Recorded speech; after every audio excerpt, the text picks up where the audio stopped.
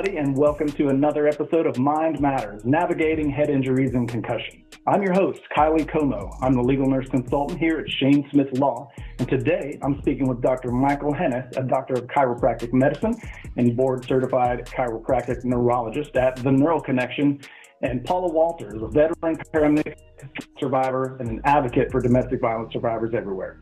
Dr. Hennis, Paula, it's great to be speaking with you today. You as Thanks well. for having me back. As always, a pleasure, So for those of you in our audience who have tuned into any of our Mind Matters episodes before, then you know our focus here is all things brain injury, traumatic brain injury. So with that, we're going to get into it. You guys, let's just kind of start with some introductions. I'll throw it to you guys. My name is Paula Walters. I am, I have a traumatic brain injury from domestic abuse and a near fatal strangulation. And I'm a speaker, a national speaker. I use what happened to me, my 13-year journey. Actually, interesting enough, it was 6 years today that I was out to my first visit to functional neurology where I got healing, and it's been an amazing journey since. So I've learned a lot about myself and lifestyle change and living life completely different with a brain injury. So my name is Dr. Michael Hennis. I am a chiropractic neurologist, and I have basically made my career out of rehabbing brains, whether that's concussion, brain injury, migraine, vertigo, dysautonomia, you kind of name it. Yeah, we got this nice little practice in Minneapolis here, and always happy to work with Paula. This, I think, is our first that I've hosted anyway. Our first interview with physician provider and a patient as well. So I'm particularly excited to speak with you all together. And so thanks again both for coming on. So let's dive in. Paul, I'm going to kind of point at you first. You know, some of our audience may recognize you. You've been on some previous episodes, had some great conversations. Paula, you've highlighted kind of how your injury wasn't really diagnosed, at least right away. So if you could kind of revisit what changed when, you know, kind of the light bulb moment hit for your providers when it was finally diagnosed correctly. So really, so my incident happened in 2006, and it wasn't really until 2017 when I had a doctor by the name of Bill Smock kind of plant this seed in my head. Like, I think that instead of all these medical diagnoses that you have a traumatic brain injury or an anoxic brain injury from the strangulation. And I kind of went back to my neurologist about that and said something, and he's just, really just told me that can't possibly be something. You can't be having, symptoms now that are worsening from something that happened in 2006. So I researched that myself, and it really wasn't until I found a lady by the name of Amy Zellmer online, and I called the neurology place myself. And I traveled to Minnesota, and it wasn't until then that I actually got diagnosed correctly. And even to this day, even though I've worked with, Dr. Reese and Dr. Hennis, my regular neurologist will not, remove some of those neurological diagnoses that I have, especially the MS one, just because I do have to work at it. And I do have symptoms, and I've had to go back and see Dr. Hennis before or again. So he's really adamant that I do have the MS. So it's very frustrating, even though I have had amazing improvements. So it really does make you feel crazy that you can't, that you have two different arms of the medical system that won't kind of see the same thing in the same brain. So it's very frustrating. Yeah, I can only imagine. And thank you for reminding us of that. I guess that leads me toward you, Dr. Hennis. I'm sure you've seen it. Maybe you could speak to it. When concussions or traumatic brain injuries, whatever they're a result of, being frequently missed. But again, here, especially with Paula's case, like with the domestic violence or even so many of the non kind of force-related traumatic injuries you must see, why are these things so often missed? I think the reason they get missed is concussion in particular, right? These mild traumatic brain injuries, we see them, we see the impact, we see the head bounce, we see whatever, and that's where the research and the money is realistically. And then in Paula's case in particular, we look at domestic violence and we focus so much on the glaring injury, right? The bruising, the laceration, the whatever, the physical trauma. Not to say you can't see stuff on a brain scan, but if there's nothing on a scan, well, it's not killing you, so you're not dying. So that puts you out of the realm of emergency medicine. And then it's kind of up to the knowledge of the providers you see. And that's not to knock anybody, right? Everybody's the consequence of their training. And if you haven't been trained in neurological rehab or functional injury, which is what a lot of these mild traumatic brain injury is, if it's not on a scan, there's nothing to treat. And that's just not really the case. I think it just comes down to the paradigm of who ends up handling it, right? If you have I already said it, but in Paula's case, where you have a strangulation or a battering or a domestic assault of any kind, it's the physical trauma, because that's the more dangerous in the moment. And I'm actually dealing with a patient right now where it's like she got run over by a car and everybody's very thankful she's alive, but now she's having some of these neurological fallout symptoms, and they themselves feel like they're backpedaling because everyone was happy I was alive, but now I have to go back and say, but I'm actually not thriving, if we want to put it simply. And I think that's tough for people, is to go back and ask for help after they're so thankful that they lived. I'd like to dig a little bit deeper into that, Dr. Hennis or Paula. Please feel free to jump in. Kind of, we were talking about those missed, concussions, right? So talk about some of the red flags. We have a lot of providers that listen to or watch this show. Try to help out a little bit. What might some of those red flags often be, with a missed or misdiagnosed brain injury? In my intake, the first thing I usually end up asking about is sleep since your injury. What is it like? Is it more? Is it less? We expect to see more, but as these things progress, we actually find that people have a lot more trouble getting to sleep. But then when they do, they'll sleep for hours, or I don't want to say days on end, but you have a lot of sleep and you just don't feel recovered when you're done. Emotional ability, so you're a lot more usually irritable, short-tempered, or just harder to get along with is kind of the other one. And that's really hard to put your finger on, especially yourself, if you're not looking for it. The people around you will probably notice, but they'll just assume, well, I'm tired, so I'm crabby. Okay, yeah, sure, maybe. But are you mean? Are you snippy? It's one thing to be crabby, but are you getting angry about stuff that maybe you shouldn't? I think the problem is when you have the delayed symptoms, right? So you start getting dizzy, you start getting headaches, you start getting tension headaches, you're getting gut dysfunction, right? Your digestion just isn't doing what it's supposed to. These things can pop up late. It's not uncommon for them to show up 2 weeks, 2 months, 2 years later as your brain starts to decompensate. And this is kind of what happened with Paula, is I'm still having these symptoms and they're all just saying, well, you can't have that from that old injury. And that's just not true. What we find is that the brain can compensate really well until it can't. And everyone thinks, well, if you don't do anything, you're going to stay even keel right where you are. And that's not really the case. Really what you have is a slow decline in symptoms, but it's so slow that it's really hard to pinpoint that to an injury you had 2 weeks ago, 2 months ago, 20 years ago, right? That's a lot harder to nail down. So as far as red flags, it's the same stuff you would look at in an acute brain injury, but you have to probably expand your timeline. So when we do a history, it's not, well, you started having this symptom in January, what happened in December? It's like, okay, well, take me through your last 20 years of medical history. Give me the brief overview of anything that you deem significant, even if your other providers haven't. And then if there's a gap or a hole or something that seems significant, I'll ask you more questions.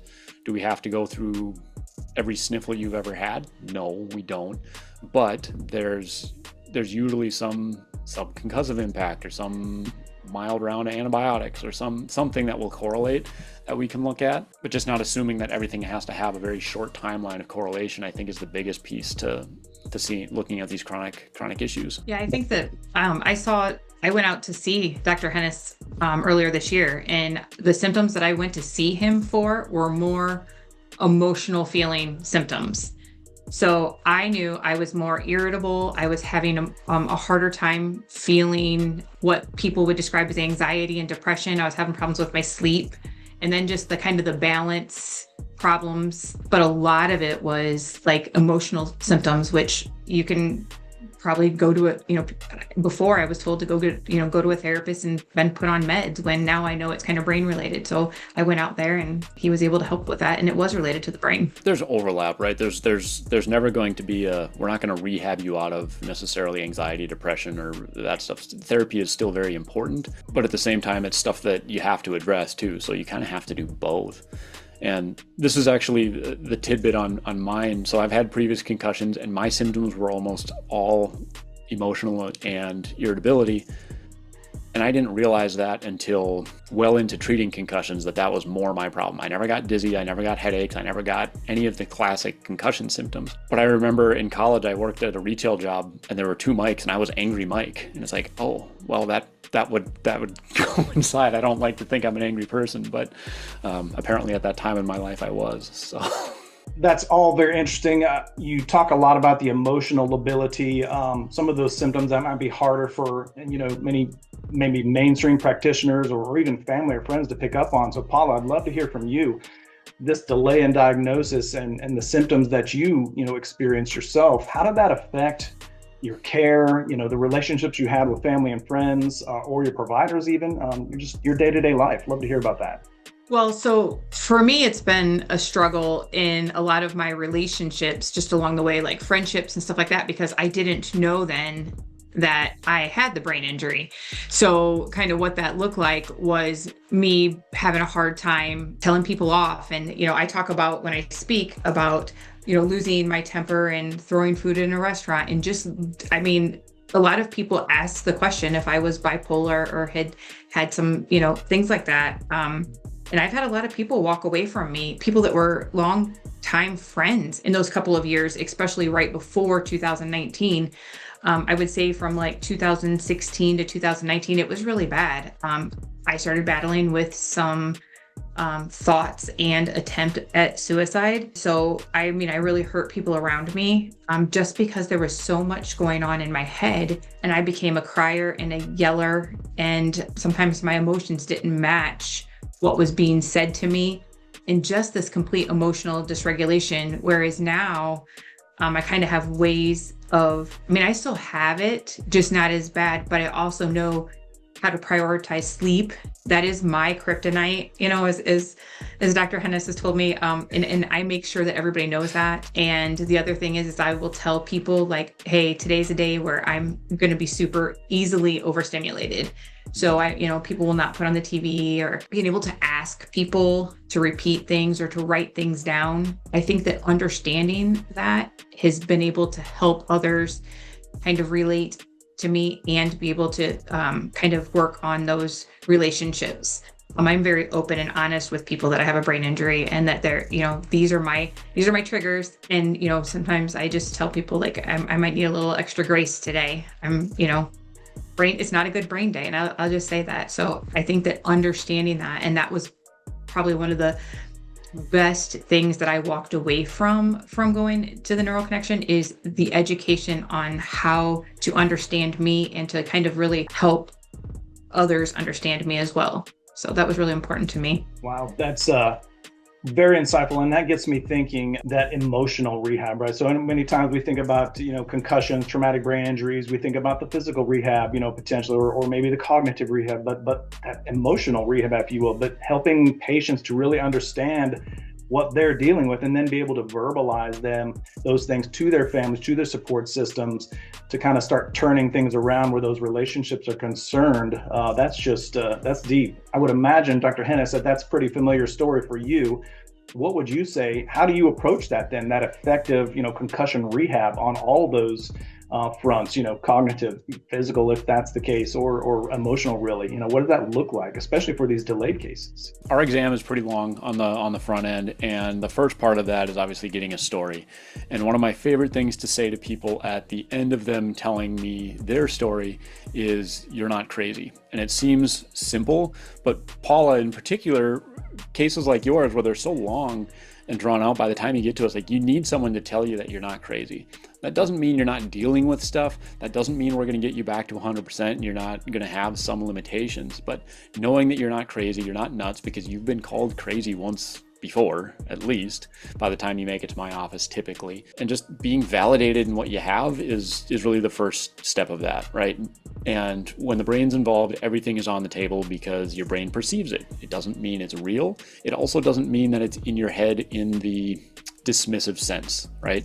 It obviously is, because your brain's in your head and ha ha ha, funny joke. But getting after that and then helping people understand what's going on in the brain, why it affects them in the way it is, and then helping them understand how to communicate that, I think, is the biggest part of it. It's kind of like, I have this fun story about a patient early in my career before I was doing a lot of brain injury stuff. But he had all this knee pain and we couldn't figure it out, and he was terrified about it. We got an MRI and we found out he had an extra muscle. He had 3 muscles in his leg instead of 2. All right, cool. But one of them was wrapped around an artery. Nothing you're going to do about it. It's not a big deal, but his knee pain went away. I didn't do anything. He just had the information. And so having the information and being able to communicate it is very therapeutic for people because it takes away an unknown. So that's the first part about it. The second part about it is I'm not shy about telling people you need to be in therapy because you have a loss. It's a loss of self. You have maybe some PTSD. In an injury, that makes good sense. But if it was something like social anxiety or embarrassment, or because you're just not yourself and you're not proud of the way you acted, you still have to deal with that. And then meditation can be another piece. And there's 2 pieces to that. One is being able to identify what you're dealing with on an emotional level, and then being able to deal with it. But also, you can see on an MRI, you can see gray matter changes from meditation. It's actually therapeutic. You can see it on scans. And I haven't found a good way to convey this, but if you can see a change on a scan in a very short time frame, I believe it's 8 or 12 weeks, I forget what the actual number is, but you can see gray matter changes on MRI from meditation alone. That is unreal speed and change to see thickness change. So I'm not shy about getting people into those, we'll say, alternative therapies, or having them take it seriously, because everyone with some kind of chronic brain injury or issue has been told therapy at some point, but it's a punt, right? Go see therapy because I don't know what's wrong with you. I'm telling you to go see therapy because you have issues you have to deal with. And until you do, rehab isn't going to solve the problems. It's going to be a crutch, it's going to help fix, but you still got to deal with it, right?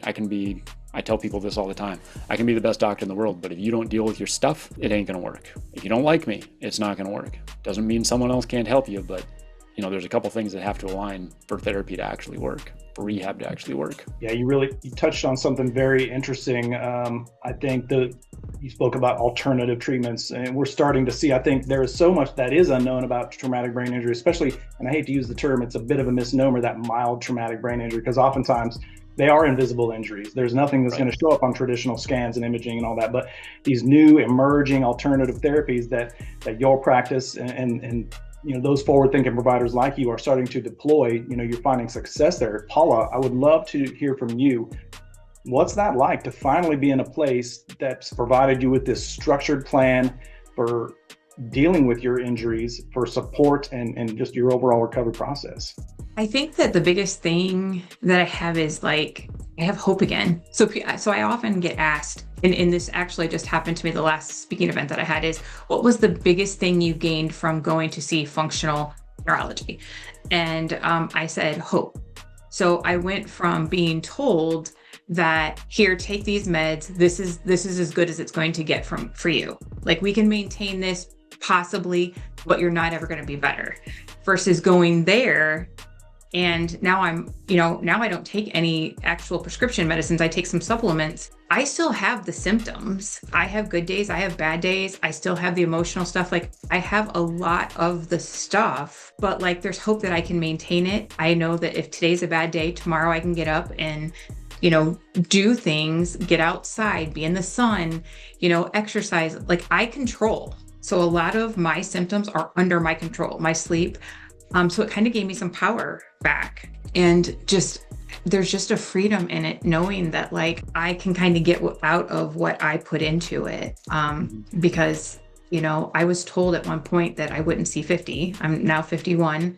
And if I did see 50, that, I had my driving privileges taken away and my paramedic, and I'm back working and I'm back driving and I'm probably in the best health I've been. I still have a brain injury, but I have hope. And I think that that's one of the things that that I hear from a lot of brain injury survivors, are that you lose that hope because that you're never going to have the same life again. And yes, I'm a different Paula. And in many ways, I'm a much better Paula because I have addressed those past issues that I had. And, I've gotten better in changing the functional or the holistic stuff about my health, like my eating and my whole life is better. And so I really thank Dr. Hennis and Dr. Reese for that, because I think I'm a better version of myself. And that's kind of a lot of the things that I learned from there. That's quite powerful. I love hope. I love that you touched on that. I think, as my experience, previous experiences as a bedside clinician in neurosurgical ICUs, and even some of the work I did in the community with, vulnerable patient populations, hope was always such an important word. It's almost like you've got heart rate, blood pressure. Those are vital signs. I think hope almost should be viewed as a vital sign. I mean, when it's down, you're not doing well. But when somebody has hope, as you just so beautifully described, it changes things so powerfully. So amazing response there. I would love to hear, and this is for both of you, let's talk about, the major breakthrough. So you're in this treatment now, you're starting to feel hope. Well, I'd call that a major breakthrough. But were there any other major breakthroughs during the recovery process, physically, emotionally, that you all saw? I'll leave this to Dr. Hennis, because I think I'll tell you the two things that I feel, and I don't understand anything of the doctor part behind it, but I think that learning the part, and this happened more in my last visit, I never thought about it that much, but I know I have, some cervical instability and in my ears, I move my head certain ways and I get those symptoms, but I can track now and I'm like, oh, it must be that. So kind of just learning that piece of it, how important, and I don't know if Dr. Hennis will kind of elaborate on this, but how important it is for my 3 friends to be telling the same story, and that when they don't, it just really makes for an ugly Paula. So I guess that would be for me. I don't know if you can kind of put that in doctor terms or better terms there, Dr. Hennis, but that's kind of, sure, that's been my breakthrough, is understanding that. So one thing we've kind of alluded to is that Paula's been out several times, and she's seen me, she's seen my partner, she's seen other functional neurologists in our area. And I want to iterate that although there is ongoing care, Paula is still very active, so she keeps injuring herself. So it's not that she has to keep coming back, it's because she keeps, we'll say, earning new rehab, let's put it that way. And she alluded to 3 friends. So we use an analogy in our clinic. Your brain's job is to tell you where you are. And it uses a couple of different senses to do that. It uses visual information, which is pretty self-explanatory. Can you see what's happening? It uses your inner ears, your vestibular system, which if you close your eyes and move around, you can feel that you're moving around. It's that sense of motion sickness, or just the ability to feel something moving, escalator, elevator, that sort of thing. And then there's muscles and joints, which are our basically sensors for gravity. How are you moving in your environment? How much stretch or load or something is on there? And if those 3 senses tell you the same story, then your brain's happy. So same thing, if 3 of your friends went to a party, you would expect them to tell you the same story of what was happening at that party, what kind of music was playing, who was there. I love food, so what kind of food was at the party, that sort of thing. And if one of those friends tells you a different story than the other 2, you're going to start to wonder if they were actually there. And that's kind of how we approach brain rehab with those 3 major sensors. There's more to it than that, and there's other nuances and whatever. But if one of those senses isn't telling the same story as the other ones, that's where you get this mismatch. Paul has kind of run the gamut of vestibular and visual and muscle and joint. Again, she's had multiple injuries and multiple different things going on, so we kind of work through them as they come. It's interesting because when your brain doesn't know where you are, you can have a vestibular issue in one person and a visual issue in another that cause identical symptoms. So it's not as if A problem, you do B rehab. It's not that straightforward all the time. And most of the time, there's some mixing between some systems. So we have to do visual rehab with vestibular or what have you. So there's multiple components to this. And then when you have a chronic injury like Paula, a lot of your support systems start to break down. We have to look at autonomic therapies, or we have to look at just reducing inflammation, or does your diet suck? Do we have to work on what you're eating so that you can actually fuel good rehab, kind of stuff like that. So yeah, it's just a matter of finding the right pieces of the puzzle and then putting them together in the right order. Yeah, I love that analogy. I know Dr. Reese has been on a couple of podcasts or episodes before where he too discussed the 3 friends. I find that a great analogy, and just I think it's an easy way for a lot of our audience to really kind of, like you just said, start putting puzzle pieces together for themselves. So thanks for bringing that back. I think that's important. I'd like to know what, Paula, perhaps what do you wish maybe somebody had told you early on in your recovery journey that may have changed your trajectory? Probably about the part about the MRI and stuff like that, that the head, just because I had pictures that clearly showed evidence of, facial and head head trauma. I had petechiae. So there was clearly injury there potentially to my brain. I wish that, Mike talked about a little bit earlier that there is this slow progression. I wish that I would have known earlier that could have impacted me so much. Honestly, I wish that I would have had someone to tell me a lot earlier that that I'm not crazy. Because that was the first thing that was kind of tossed at me a lot, was about always being the victim, and that domestic got used against me a lot, instead of, if I mentioned it, it was like, okay, well, you need to get over it. That can't happen. And I think that there just needs to be more awareness of that it can impact you so much. And I wish that people would have told me, I wish I would have known what I eat and the importance of sleep. I mean, I'm a paramedic. That's, when Dr. Hennis is talking about the what I do that keeps getting me head injuries, I'm a paramedic. We get tossed around in the back and stuff like that a lot. But, I wish that there's just so many things I wish that people would have told me, more, but like the food and sleep, 24, 48 hour shifts, I used to pick them up all the time, especially during COVID. My life wasn't impacted as much. We were working all the time on little sleep, and I did not know that was my kryptonite. And now I am like a routine to bed at 7:30, 8 o'clock, up at 4. And everybody knows if that doesn't happen for me, probably stay away from me the next day. Right. So those things, and just the emotional part, like the being told crazy is probably the number one, because it very much felt like I was, because I didn't understand the emotional dysregulation that comes with brain injury. I don't think it should be lost on our audience to hear you say, that's what you wish somebody would have told you, or here you are. I think you talked about it, and the last time you were on, you've turned your pain, your struggle into purpose, and now you are that person telling people early on about those things that you wish you would have been told. So I think, again, always want to give kudos where it's due. Thank you for that. Dr. Hennis, from your perspective, what's something that you wish more providers or survivors perhaps might understand about brain injury recovery from your perspective? I think what gets lost on a lot of brain injury is that we don't grow neurons. We do, but we grow them at such a slow rate that it's virtually useless, right? But what we can do is we can make new connection, right? It's called synaptogenesis or Hebbian theory or plasticity, right? Pick your term. And what that means is we can essentially change the real estate of the brain. So I can take this neuron and make it communicate with that one. And that's a function of repetition. What does this mean for a brain injury? It means that if there is an area of the brain that still functions, but it doesn't work as well as it should, just like a muscle, I can rehab it.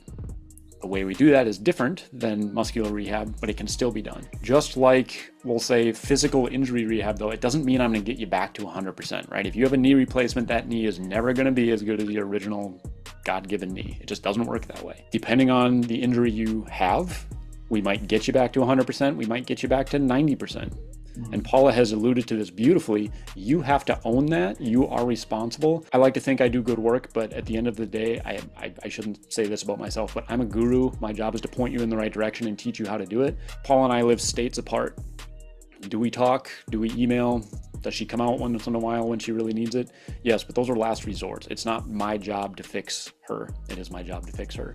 But it's not my job to hold her hand and do it, right? We tell people all the time, like, you have to own your results, and I will help you get the best results you can. And I think that's kind of where it gets lost on the patient side of things, is people are used to doctors doing things to them or for them or what have you. You have to own those results to some respect. On the provider side of things, it's that you have to educate your patients to be able to do this. You can't just say, okay, well, change your diet and eat healthier. That's amorphous. It doesn't mean anything. What does that mean? What eating healthy for me might be totally different than what it is for you. And Paula, you talk about diet. We're still talking cutting edge stuff here, realizing that what we eat impacts how we feel. So that's always an uphill battle, but it's a big piece of it is understanding that all of these things are related, and you can't just discount a part of someone's experience with the world and say, well, it doesn't impact your brain, so don't worry about it. I think you put that so well. Healthcare, wellness, it's a team sport, the provider and the patient working equally together, to do the things.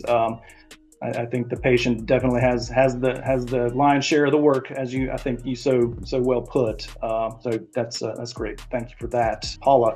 We're kind of wrapping it up here, but I'd love to hear from your perspective.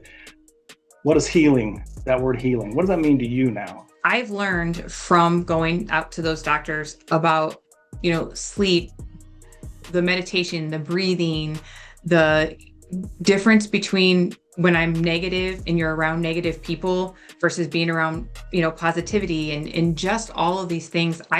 People will be like, oh, it's so expensive to go out there. And I'm like, man, I have walked away with a master's in me. I know my healing. I can, for the most part, fix me and know me day to day when I'm having problems. The times that I've had to go see Dr. Reese or Dr. Hennessy have been, one time I was in an accident. Actually, twice I've been in accidents with EMS, and then I had a really bad mold exposure. Those are three things that, I did what I needed to do, and then when I got stuck, I went back out there. But other than that, I really do have a master's in me. And so healing to me is I get to choose the me tomorrow, because I can tell you when I don't take care of my sleep, I eat gluten or dairy, those things give me brain fog. I know that. So when I think to myself, I'm going to have a cheat day, there's a repercussion. So my healing is on me, and I get to kind of, have a master's in me. And I know that probably doesn't mean much to other people, but that's what healing is for me, is that I get to do it. And again, I think that I am the best version of myself today. When the world seems like it's going crazy for everybody, I'm sitting over here with my dogs and my chickens and loving life. Even though I have the brain injury, even though I have all of that stuff, I have answers and I have a toolkit. The room that I'm sitting in right now is full of stuff that I use to be the best me. I love that. Masters in me. That's really good. What I've been telling patients lately is you are the expert in you. It's my job to take the information you can give me and figure out how to move you forward. But especially in cases like yours, where it's been so long, you're the one that knows what you feel. We have to decipher that and kind of go from there. There's also something real about what you said about, when you have a cheat day. It's I'm not a monk, right? I tell people what to do all day long. Here's what you should eat. You should cut this out. You should do that. You should make sure you get your sleep. You should blah, blah, blah. I'm a human too. I get it. I don't do well when I eat certain things, and I do it. If I stay up late, I know I'm going to be tired and crabby, but I do it because we have friends in town or whatever it is. You don't have to be perfect. It's that 80-20 principle. Maybe sometimes with a brain injury, it's got to be 90-10 or 95-5. You got to, own the results you get and play the cards you're dealt, and you got to play them to the best of your ability sometimes. Yeah. You just have to trust yourself. I've come to you and I've always had that gut feeling, that I wasn't as sick as what they were telling me, and I hear that from people all the time who share their stories with me, how they don't feel that, their diagnosis is them. And trust yourself, because look, it changed the trajectory of my life, getting the right diagnosis, and I'm off all those meds. Most of the time when Paula and I talk now, she already knows what she needs to do. She just needs someone to convince her to actually do it. Love that. That's amazing. You guys are great. And this has been a fantastic, this is one of my favorite interviews so far. So really, really appreciate that. Is there anything else you all would like to talk about? If you're struggling and you have an injury and you're being told you're nuts, or that this is just the way it is now, or there's just nowhere to go, all that really means is you have exhausted that provider's knowledge. The medical system is very good at saving a life and keeping you alive and very acute care, but they're really currently bad, and they are catching up, I will say that, with keeping us healthy, right? There's movements happening right now, regardless of how you feel about them, about trying to make things work better. But there's a lot of stuff out there, and there's a lot of alternative, quote unquote, alternative therapies out there that do work. They all serve a purpose. And if they didn't work for you, it means that wasn't your issue, and maybe we didn't test it well enough before we tried it. But everything's got a place, and if applied appropriately, all of it does eventually end up working. But that's kind of the catch, is you have to do it appropriately. If you're being told that I don't know what's going on with you, which usually comes out as you're crazy, you should go see psych, if I put a pin in it, it just means that you've exhausted that provider's knowledge and you need to find another one. And hopefully there's someone near you. And if there's not, make a phone call, send an email. We can try and find somebody near you. Don't give up. This is kind of the point I'm trying to make. Don't give up. I think that's a perfect way to cap the conversation. I think that's very succinct. Thank you. Well, that's going to wrap it for another episode of Mind Matters, Navigating Head Injuries and Concussions. Once again, I'd like to thank today's guests, Dr. Michael Hennis and Paula Walters, for joining us today and sharing their knowledge and insight and passion with us. You can find Dr. Hennis at the Neural Connection via their website for more on their services, and Paula on her website, The Courageous Survivor, for more about her story and links to her other powerful content.